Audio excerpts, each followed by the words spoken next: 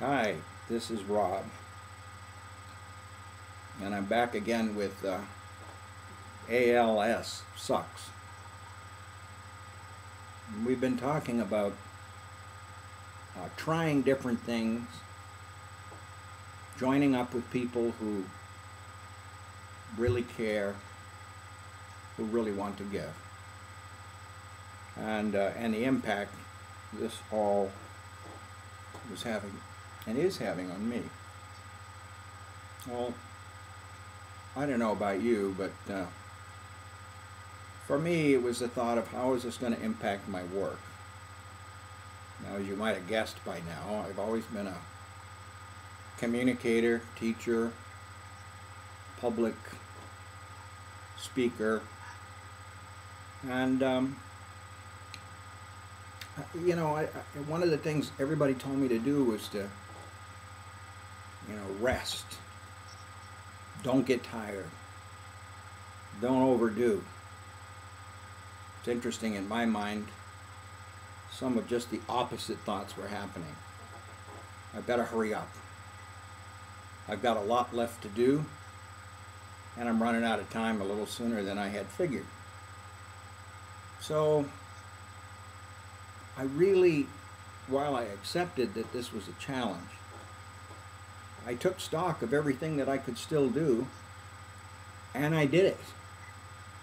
Probably even did it with more or greater sense of urgency, I'm sure, than before. Most of my clients, many of my clients, never even met me. All the work, the life coach work and so forth, was done on the phone. And my voice, as you can tell, has stayed with me, for which I am very, very, very grateful. Everything else kind of melting like a snow cone on the sidewalk on a hot day. But I could still talk, and of course think. And I did not share with my clients that anything was wrong. Figured if they discovered it, if I got worse, I'd have to. But I was somewhat judicious about who I told. Again, in keeping with what I could still do or not. I remember flying on the airplane. I was in the West Coast in Idaho and would fairly frequently fly to the East Coast. It's a long flight. But I remember kind of watching myself lose strength. And I gauged that by how much effort it took to put carry-on luggage up in the overhead. And finally I had to start asking other people, and eventually, well, let's just say I don't fly anymore. I couldn't even get out of the seat.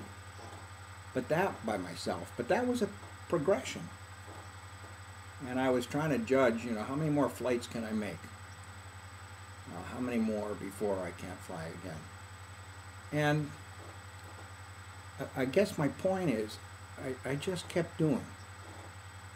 I'm doing now because it's really important. It was very important to me to be able to continue to contribute. I felt like I'd contributed all my life, not everybody agreed with me, I don't mean like that, but that I was active in the world.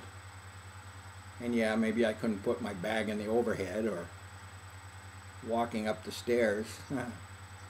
I remember one time I was in an airport, I think down in Ontario, California, or White Plains, and I was still walking unassisted, although it was clear something was wrong. And all of a sudden I noticed that the plane had stairs, they didn't have one of those walkways, and oh my gosh. Here I was stuck in front of everybody carrying my bag up these stairs. Well, I gotta tell you, it was quite the circus act. One step, one bag up, one step, one bag up. But I was never embarrassed. I just went ahead and did it. And it seemed to help a lot to be able to keep doing whatever I could do.